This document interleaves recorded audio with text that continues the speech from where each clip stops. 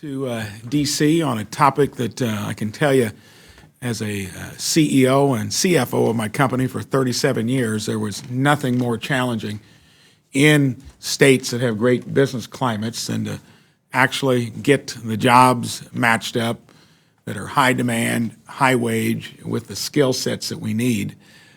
Indiana sports some of the best programs at it. I was a state legislator for 3 years, 15, 16, and 17. And probably more instructive, I was on a school board for 10 years prior to that, and in the lowest unemployment county and probably town per capita in the state. It's a place just loaded with entrepreneurs and businesses, and I really believe that our city or town rate, it's city 16,000 people, was in the neighborhood of 1%, and the county was 2%. So really a critical area. Was a little disappointed in terms of before I even got on the school board, how challenging it was getting to get people to come to jobs that were good, well paid, but maybe didn't have the training. And we tried to find the sweet spot back in Indiana to do it. And the 3 years I was in the state legislature, we obviously made headway. By the way, passed a really good infrastructure bill back then as well that we're trying to do our job out here with. We'll save that for another discussion. But anyway, I think for our state, any other states, finding what works best to simply get kids guided along the way toward what that career path might be in the context of increasingly higher costs of post-secondary education. And when my brother Steve was a state legislator for one term and then served for Governor Pence as the head of our workforce development, really put a lot of effort into making it data-driven and to just fine-tune a system that needs to be fine-tuned anywhere in the country.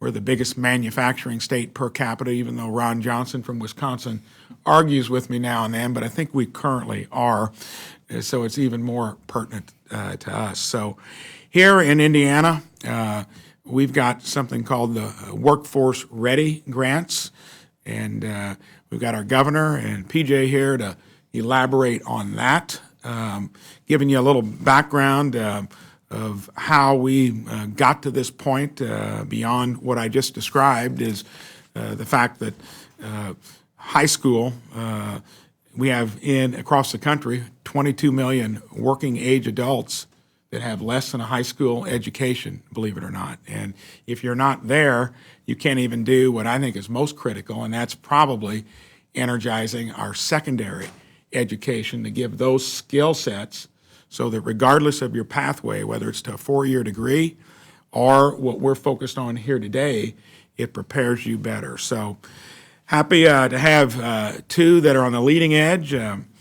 Governor Holcomb, lifelong Hoosier, Navy veteran, served as lieutenant governor prior to becoming governor, an advisor to Governor Mitch Daniels, who has set the standard in many different areas.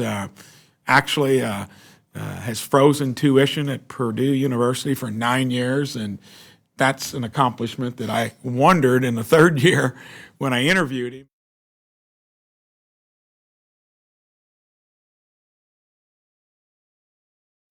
It didn't take him more than a few seconds. I'm going to make sure that every location buys right.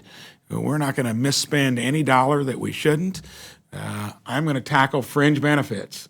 I thought, wow.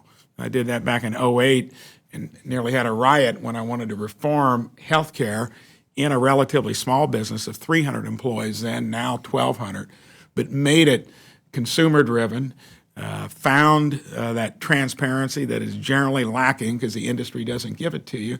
But he was going to tackle that. I wondered how that was going to get through with professors maybe not liking the idea. Well, it happened. The third thing I remember he told me, I want to make a 4-year degree, a 3-year degree. And he said, I don't like the idea that you shut a business down for a third of the year, and I think he's still working on that. That's the kind of state we come from. Our governor has called workforce readiness the defining issue of the decade. I'd agree. I've heard it not only from my own sons and daughter that run the business currently. PJ has dedicated his professional career to serving individuals through education and training, has diverse experience in years as an educator and in state government, served as education policy director for then Governor Mike Pence before destiny changed for him, and now, of course, working with the governor. That link between education and workforce is growing even stronger, and PJ now has been named Director of Policy for the governor's Workforce Cabinet, created in the 18 legislative session. So prior to his work in state government, spent nearly 10 years teaching high school math, thank goodness, and including, trying a traditional public, public charter, private and alternative schools in Idaho and Indiana. I didn't know that in Idaho. Among the many highlights of his career, PJ served as school leader and mentor and was instrumental in turning around a school that had never achieved federal measures of adequate yearly progress. So brings a lot of experience to the job, and thank goodness we have him working here in Indiana. So I want to take the roughly 40 minutes we have here. We're live streaming back home. I've got a couple senators here now that will ask questions, and I'll lead off and start with you, Governor, on when, just generally speak about why it is so important for government to be involved. I know that many sectors of industry have tried their own apprenticeships and I think have finally seen the light that they need to be in there in tandem on workforce training. But what do you think the state governments bring to bear, and then talk about how you might want to see this place, the federal government, get involved as well? Well, thank you, Senator Braun, for it.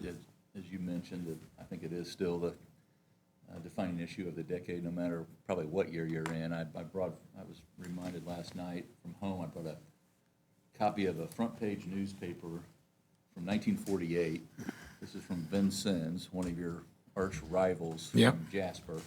And this is my great-grandfather, and he is referring to all the change that's occurred outside of his blacksmith shop. He'd been in this blacksmith shop location for 53 years, so back in the 1880s, him and his two brothers who immigrated to America made a go at it. And he talks about, as he looks out, all the changes that have occurred, framed buildings becoming brick. He says, the good Lord gave it and replaced it with rubber, meaning he was working on plows and now he's working on tractors. He said, I haven't made a lot of money in life, but I've lived a rich life, a good life, making things with my hands. And he says, and by the way, the boy here, he's going to be in the future of smithing.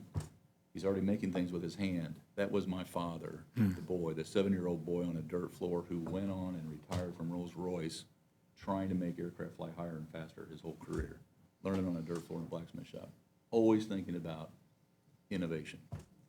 And so really it is, government absolutely has a role. If we don't, it's at our own peril, especially considering in Indiana where we got 30 privates and institutions like Purdue, you named, and Indiana University, and the whole list scattered all over the state of Indiana. The key is, how do we get the folks that need to be skilled up? We talk a lot about a labor shortage, but how do we get the skills gap closed? And oftentimes that requires a credential or a certificate. It doesn't require a full commitment, but it requires you getting on the pathway to go as far as you want to go. You don't have to start and have the goal of getting your MBA right now or your doctorate right now, but you need to get on that pathway. And so we've set up a program very simply in 2017. Nothing complex about it. It comes at this from both ends of the spectrum. You mentioned the Workforce Ready grants, those for the individual to get a certificate or a credential in one of our 5 high-wage, high-demand sectors, the life sciences, construction, technology. And that's, we will assist those who are seeking that credential or that certificate in those 5 sectors. To date, we've had 45,000 Hoosiers go that route, 25,000 not just enrolled, but completed those certificates and those certifications, and that's averaged those 25, that's averaged an increase in their pay of $6,800. On the other end of the spectrum, that's coming out from the employee or the individual side. The employer side, the employer training grant, that does the same thing, but it comes at it and says, look, if you've got a training program at your place of work that's approved by us, the government, then we will also pay to skill up your employees in the training program that's there. We've got about 2,900 participants in that, and that's equated to, what, PJ, 29,000? 26,000. 26,000 who have picked up a certification or that training, and that's equated to about $5,800 in an increase of pay. So it's coming at it from both ends, but it's focused on the jobs we need to fill right now that are in high-wage areas and high-demand areas. And this is one way the state government has partnered with the growing business community and the individuals who are looking to skill up and maybe get out of a job that they're in currently, and they see this pathway going forward. Very good. Senator Hagerty's got to leave here in a few minutes, so I'm going to throw it over to you, Senator, to see. Do we need microphones, or is it okay? I think. Is it okay as we are? Mike right there. Can I borrow that? Thanks, BJ. Senator Braun, I want to turn it on. There we go. Is that live now? Looks like it should be. Okay, there we are. Just took a minute to warm up. Senator Braun, I want to applaud you for organizing this. It's an honor to be here with you and with Senator Hickenlooper. And Governor Holcomb, it's wonderful to see you again. The last time we were together was when I was serving as U.S. Ambassador to Japan, and as a great governor does, you were coming where the jobs are coming from and recruiting heavily. And I applaud Indiana for the great work that you've done. I had the great fortune of serving as Economic Development Chief for then Governor Haslam. And we were confronted at a time when our nation had come through the last big recession, the 2008-2009 crash, and our state was not in a great place when we came into office. We put in place some important changes and began to recruit like crazy. And I'll just say this, a good job solves so many other social ills. And the way that Indiana has prioritized the effort, I think, is exceptional. We have a lot of companies that are housed both in Tennessee and in Indiana, so I feel a camaraderie with you in that regard. And I just want to applaud you for engaging the business community in what you're doing. We have some big opportunities ahead of us. I think that our rural workforce in Tennessee, and I'm sure you have a similar demographic in Indiana, can be a real competitive advantage. And the training gap, the skills gap that you talked about is where we need to focus our attention to address it. So I applaud your efforts and appreciate your comments in terms of how you're thinking about that, particularly given the opportunities ahead. Thank you, Senator Hagerty. Senator Hickenlooper, you served as governor prior to becoming senator, and I know that workforce development was a key issue for you there. And you're a business owner prior to that. So you filled me in a little bit before we got down, sitting down here, that of how you've navigated through that in Colorado. So you've got the floor, and you might share any thoughts or ask any questions you might have. Sure, and it's great, Governor Holcomb. Thank you. Nice to see you again. It's wonderful to continue to read about your success and always feel gratified that some of your good ideas were stolen from Colorado, but then improved and made better, I have to confess. And that's always the way innovation works. And that's why I think what we're all trying to do is create an innovative ecosystem that creates good jobs. And I think Senator Hagerty is exactly right. Quality of life starts with a good job. And when I came in as governor, we were 40th in job creation, and we really focused on getting efficiency in government and making our rules and regulations, making clear that they protected the public, but they didn't have a lot of red tape in them, and then really focusing on how do we to build the workforce. And I think that workforce is going to be increasingly strong. I wrote down your notion of it being the defining issue for this decade, and I think you're exactly right that there's not anything that's going to be more important for this decade, maybe even the next. We're going to see wave after wave of just the entire workforce being disrupted, and whether it's artificial intelligence or some other form of technology, automation, it's going to happen again and again. One of the things we're pushing, promoting is with a number of us in the Senate, is the apprenticeship, what we call the Partners Act, promoting apprenticeships and regional training networks for employers' required skills or partners. I don't know. I did not name that. But it does look at it, what does it take? And I'd like to ask you, the first question would be to ask you what tools are there for you to help the smaller businesses when you look at apprenticeships and some of these business-based training opportunities? The larger companies have a budget for this. They are able to reach out. And I guess PJ could probably answer this maybe even a little bit better. What are your tools that you can reach out to the smaller companies that also need to find that workforce? Governor, do you want me to take that? Take a crack, and then I've got a couple ideas I'll follow up. Yeah, so I think first and foremost, we recognize that this is a growing issue, and back in 2018, the governor actually signed an executive order that created an Office of Work-Based Learning and Apprenticeship to come alongside our USDOL office that oversees the registered apprenticeship programs. And so really providing that boots-on-the-ground assistance to employers that are looking to start apprenticeship programs, sitting down with them, navigating through that process, because I know that there are some employers that think that the registered apprenticeship process is a little bit more robust than what it otherwise really is. So having that technical support is really important for them.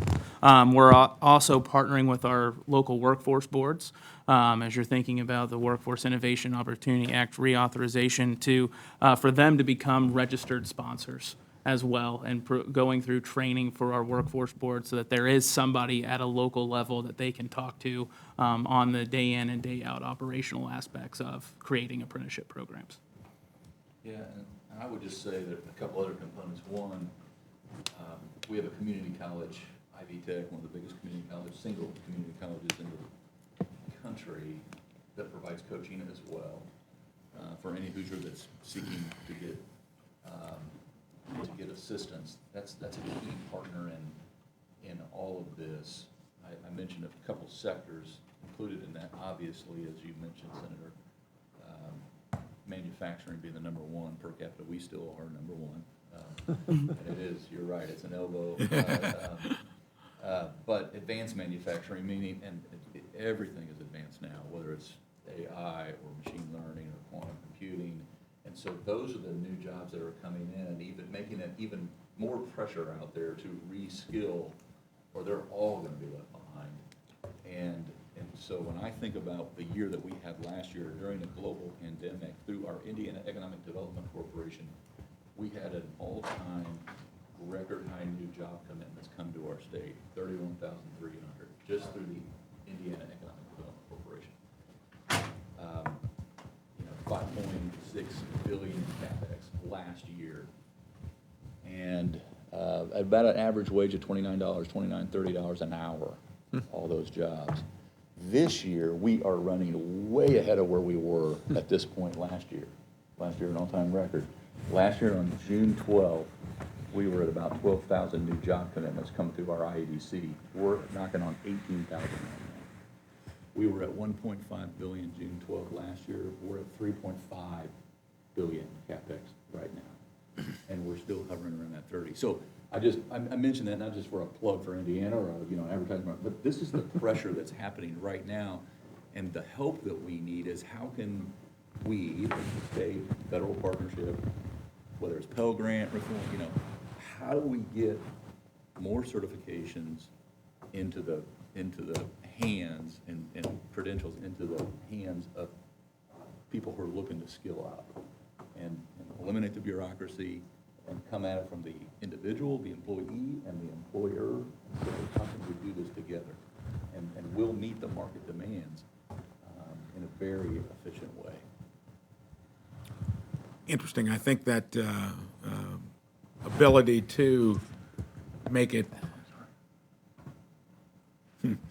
the ability to make it to where it's almost a natural process is important. And I want to ask each of you this question because I vividly remember bringing it up when I was on the Education Committee in 2016.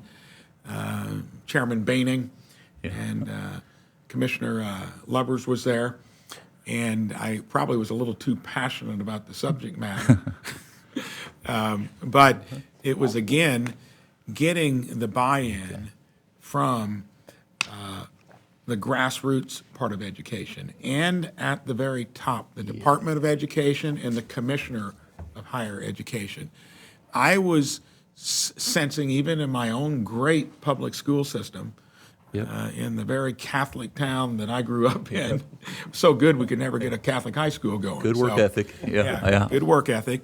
But I was finding where there was actually, it was being stigmatized by some of the guidance counselors that if you did not pursue a four-year degree, there was not going to be a good outcome. And also sensed at the highest level of education that it may be more lip service. When you and I first started talking about it, I thought that was an issue. If you could, tell me how that has changed in those 4 years. And I'm hoping it's gotten to be more grassroots and from the top down, converging in the middle. Absolutely. Our new Department of Education Superintendent of Secretary of Education has put a real emphasis on this now, and the challenge is to scale up more and more schools. So if you have 283 pursuing one program, whether it's Earn and Learn or Dual Credit or that vocational CTE programs that are available right now and being used, it is having cheerleaders, simple as that, having cheerleaders from the governor to the secretary on down the line to the superintendents, making them, number one, aware that these programs are out there. And that takes that constant communication to say, we just did, and PJ, feel free to chime in here, but we just did a Innovate Within program through our IEDC in partnership with our Department of Education, where high school students are coming together and they're forming up their own companies, developing their own companies, scaling them up, taking them to market. We've got now our universities part of this, so about $20 million from universities that are paying for a four-year degree or the first semester. They're getting $10,000 to reinvest into their companies, and they're doing some amazing things. So, and it's just another illustration of we got to champion this from the highest levels into each school, corporation, and schools. And so they know, here's I was struck. I took a trip to Japan a few years ago, and I was walking around in Toyota City, walking around Toyota, and there were fourth graders walking around in white lab coats. And I'm like, well, what are these guys doing here? And they said, well, in fourth grade in Indiana, you come visit the State House. You're studying government. There, they go and they learn what are all the jobs within a 12-mile radius of where I live. So mom and dad care a lot because they know all these jobs that are open.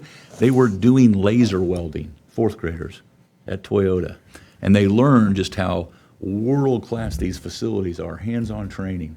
And they learn what the pay scale is, and they learn all the benefits that come with, and they get to pick and choose what they want to do, because it's not just going to an auto industry, it's multiple sectors. So that's what we're starting to do in that pathway process, not just 8 through 12, way before that. So you're starting to find your pathway, which includes vocational training, and the wage that's available for those paths. PJ, you want to? Yeah, I think one of the things that we've tried to do is really highlight the importance and significance of career and technical education.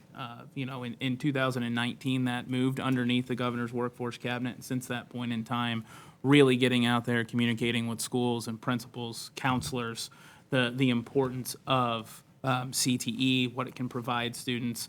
And we've overhauled that entire system to where we can go out to parents now and say, within Indiana's high school CTE programs, your students can get 1 year's worth of college completed down this pathway. And so we're very excited about that, where we now have an opportunity on the academic side for those that do want to pursue traditional 4-year college to complete 1 year of post-secondary, or if you want to go the technical skills route to complete 1 year of post-secondary. The governor mentioned Ivy Tech.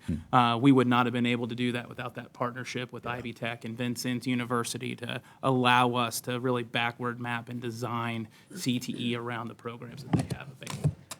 Well, thank you, PJ. I think that's important that, like I say, it's happening from the grassroots up. I visited Garrett High School west of Fort Wayne and couldn't believe it. They actually bought property across from the high school, and one of the classes is building a new home. And you talk about enthusiastic kids there, many of them that already had their job lined up to get into the trades when they graduated. So great that we're seeing it coming from both directions. Our senior senator from Indiana just arrived, Todd Young. We've been talking about workforce development back in Indiana, so turn the floor over to you. Well, thank you, Mike, for your leadership in convening this series of workshops to educate the public, fellow members, and maybe even yourself a bit more about some of these really topical areas. Thank you. And it's great to be with my colleague John Hickenlooper. Governor, really, I mean, this is impressive what you've done in the state of Indiana, the talent development initiative that you, working with your workforce cabinet, Director McGrew, welcome to Washington as well, have been able to implement. This area is important to all of us. I've taken an interest in it as one of the co-chairs of the Career in Tech Education Caucus here in Congress. We try and keep up to date on the needs of our states. And I just ask you, Governor and Executive Director McGrew, what sort of, you've done gap analysis, no doubt, between the needs of our workforce and of our employers and of our 21st century economy on one hand, and the skills that our citizens have on the other. So what would you characterize, setting aside, the recent challenges we had with some unemployment assistance and the distortions that created in our labor markets, setting that aside, what would you characterize as the biggest barrier that our employers have in finding the well-skilled, properly skilled workers? Is it a misalignment between the training and education they're getting on one hand and the needs of the employers on the other? Is it the cost of training or retraining that employers are prepared to or able to bear, or is it something else? I'll go with all the above. It's not one thing, which we've tried to make sure that we're always thinking about, whether it's the examples you mentioned or the Markle Foundation, and we followed in your footsteps. Actually, you were one of my first calls on this, the first call actually. Are we communicating, our businesses communicating exactly the skills that they need? And now we have the benefit of having AI and machine learning, and we can scrape through tens of thousands of applicants that maybe some businesses would have just waltzed on by and not taken a look at. Or maybe the individuals are not articulating exactly what skills they have, and so they're pitched out and they're never even considered. So that is yet another factor, but we do have to skill up. I mean, when we're talking about life sciences and construction and logistics and advanced manufacturing, technology, we know that how how critical STEM proficiency is to getting hired and then going as far as you want to go as you continue to ratchet up. And so we've got to make those investments. So I would just say that it's 10 or 15 different items, but a mismatch of skill sets and skill requirements is definitely a blinking red light. Yeah, and I think the career coaching or career counseling aspect of all of this is significant as well. And so I think, how are we really reaching to students at an earlier age, the opportunities that exist, and more diverse careers than what they see on a day-in, day-out basis? So did you have something on that, Governor? Because that triggered a little thought. I'll follow up. Well, I'll be really brief. So I can recall a visit to New Albany High School in New Albany, and this was several years ago. I discovered not only do you have guidance counselors these days, but you have life coaches. Yep. And their job is to go around, get out of the office, get to know each of the students in a very sort of personal way, and try and assess what they regard as their strongest skill sets are, try and heighten their awareness of some of the godly gifts that they already possess that they don't fully appreciate, and then match that up with their passions and aspirations, and then help them develop a life plan with all that information, working with the guidance counselor.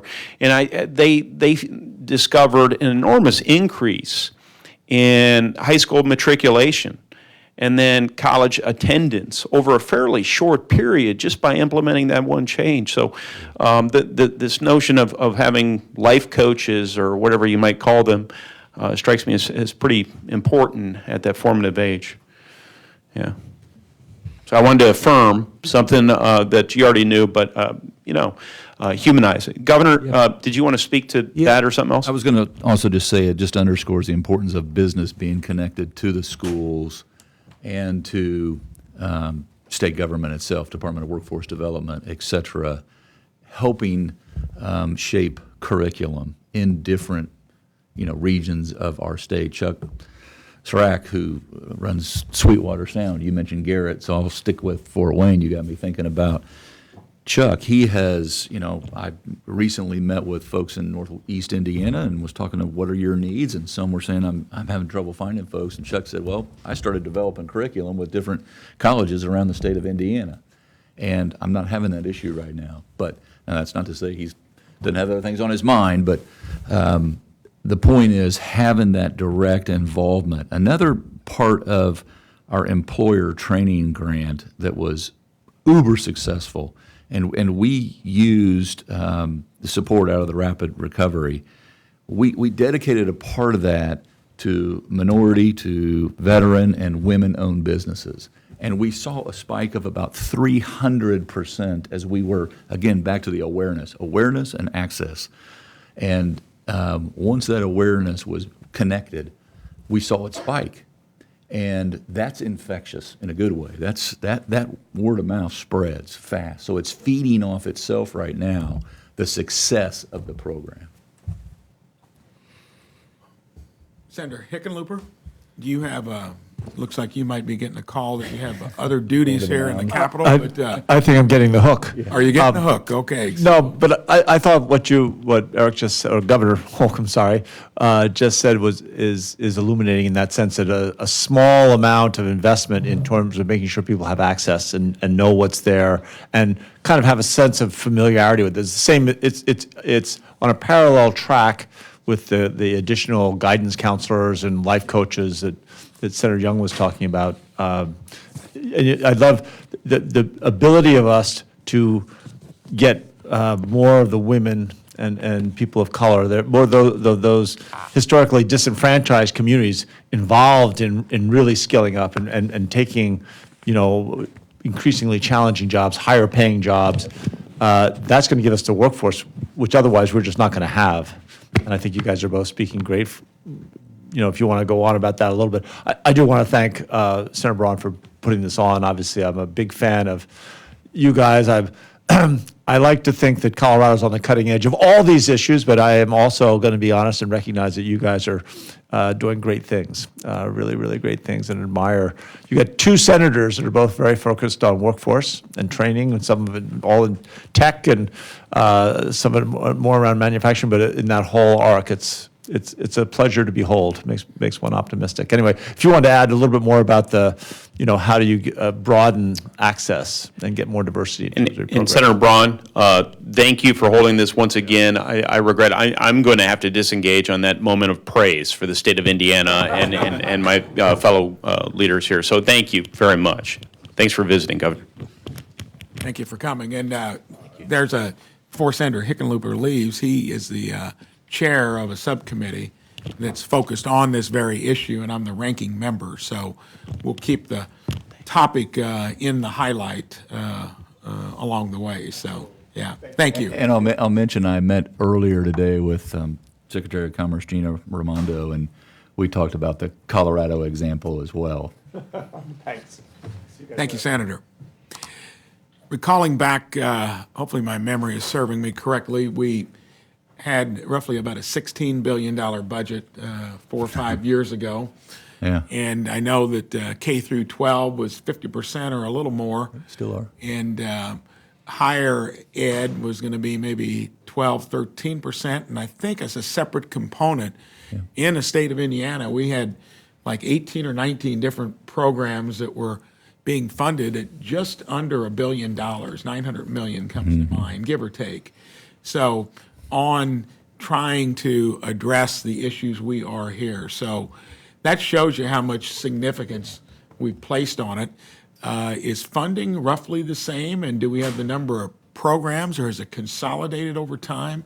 What has happened in terms of kind of the general consideration we give to it back in Indiana relative to then? It's still the number one priority. Yeah. Over 50% of our budget is devoted to education, and then when you take into consideration Department of Child Services and Medicaid, then you're left with a much smaller sliver. So well over half to education, as you point out. And yes, we've gotten, I would say, more efficient. Surprise, surprise, I would say that, but we have, and we've done some consolidation. We've quit doing things that aren't yielding the results that other programs like employer training grants and workforce ready grants. And so what we're trying to do is do more of what works and less of what doesn't. I mean, it's just that simple. And then make sure folks are aware of those successful programs and make sure they have access to them. And always making sure we're connecting with reality out there. What is needed out there? Because like I said, we've got this latest chart, but we've got about 125,000 on our Indiana Career Connect website, 125,000 unfilled jobs. So what are they? And what skill sets are needed for them? What is our, we're about 2% north of the average labor participation rate in Indiana compared to the nation. So who's dropped out of the workforce market? What we're getting much better at is connecting with those folks who are on the sideline and saying, here's how we get you back in, and here's how we get you connected to a workforce training provider that can get you on a path to full employment. And in something, by the way, you've got options. Like you said, pursue what you're passionate about. And here's how you can get trained for that. So lots of options, and you can look in every one of our regions. Just central Indiana, one county, 29,000 open jobs. This is not considering all those new jobs, those 31,300 that came to the IADC that come online in a 2 or 3 year period, which are over $30 an hour on average. So even more pressure to make sure that we know what these jobs are, we know what skills are needed, and we know the population, and that we're working directly with those folks who are unemployed, underemployed, or wish to make a career change. We've seen that over this last year. There are some people that just have simply said, we want to make a career change. Well, that's going to require a different skill set, so here's how we do that. PJ, you want to talk about how relentless we are on contacting people who are searching? Trying to get better with data, and the data that we have available, understanding their skill sets, their educational levels, and then directing them to those programs that are available specifically for them. So if an unemployed individual does not have a high school diploma, let's not send them to a program that they don't qualify for yet. Let's send them to a high school equivalency program. So we started that about a month ago, that outreach, and we're very excited about the returns that we're seeing on that already. When I was involved with those discussions 4 or 5 years ago at the state level, there was always the issue that came up, well, maybe industry needs to do more on its own. And then also the other question that would always inevitably come up, and you're swamped with it here now that you're at a U.S. senator, is, well, what should the federal government do to help? Of course, I remember that quote from Ronald Reagan many years ago about when that happens, it generally can end up maybe coming with a lot of rules and regs, and maybe it's better done at the state level or engendering industry to take on more of the burden itself. And I'd love to hear your thoughts on where that's at, PJ, and then Governor weigh in as well. Are we getting to see where industry now isn't looking only to government to do it? And do you think there's a need for some type of federal input? Yeah, I think in terms of industry, working with schools, both in the K-12 space and at the post-secondary level, we're seeing more and more of that every day. And you mentioned the Garrett High School example. That's just one of 100 earn and learn programs that our employers are partnering with schools on in the high school space. So, we're getting high school students into those programs, directly working with an employer, learning the on-the-job skills that they're going to need, and pairing that with the classroom-based instruction that they need as well. So we're trying to scale that and grow that. I mentioned over the last couple of years we've grown that to 100 different programs statewide, and we're seeing more people get involved in that as well. On the post-secondary side, we're actually actively working with our industry associations to make sure that our community colleges are teaching the right skills. And so I think that's an important piece of all this as well, is scaling that. Our Ivy Tech system works with employer panels on a day-in, day-out basis, but how do we create, again, that broader awareness that those programs exist and folks have access to them? One piece of the employer training grant program that we have not mentioned that I think is going to be important as we look at that education-employer connection is that we do allow for employers to receive some funding to partner with schools, get a student through that work-based learning experience, and then earn that credential, and employers can help offset some of the costs associated with that. So that's certainly exciting and something that we're trying to create more awareness with our employer community that exists. So, we're out there, boots on the ground, day in, day out, trying to learn what's needed and make sure that we're teaching those skills. Thank you, PJ. Governor, we're getting close to the end of our time on a topic like this. It's hard to fit it all in 45, 50 minutes, but you may want to comment on that federal component. Number one, whether you think we need any guidance that would come along with the dollars, or do you feel good about where we are, and then maybe wrap up in general what you see down the road. So, Yeah, just, top line would be more flexibility and less bureaucracy from our federal partners. And we'll respond to the different regions, hold us accountable. We'll measure it, we'll share the outcomes and the results. And again, what's working, we appreciate the help. If it's not, then we can steer that to an area that is. We're doing that with a program that we just rolled out. You'll remember Regional Cities a few years back that was $126 million, and it was cut into $42 million into 3 different areas. Most counties in our state didn't participate, or they weren't awarded one of those grants. This year, it's not $126 million that the state's putting forward; it's $500 million. That $126 million translated into $1.2 billion. This $500 million is going to be invested statewide into potentially, $50 million grants into 10 different areas simultaneously around the state, with the intent to get at correcting population scarcity in some areas, to get at attracting the talent and the workforce and population.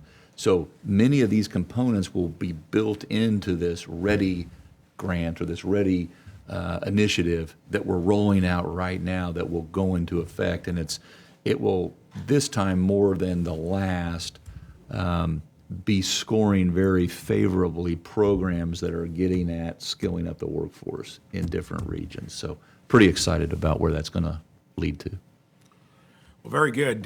Thank you both for coming today. I'm going to try to do some more discussions down the road on other workforce-related topics.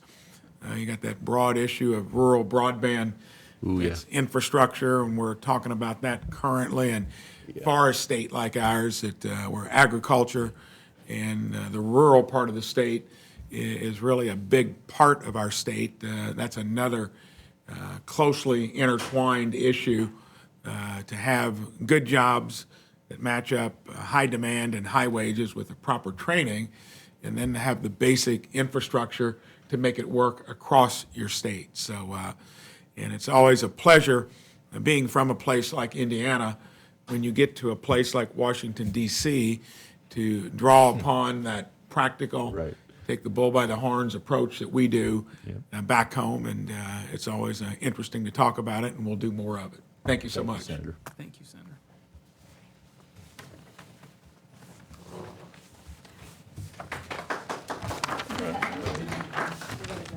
Okay.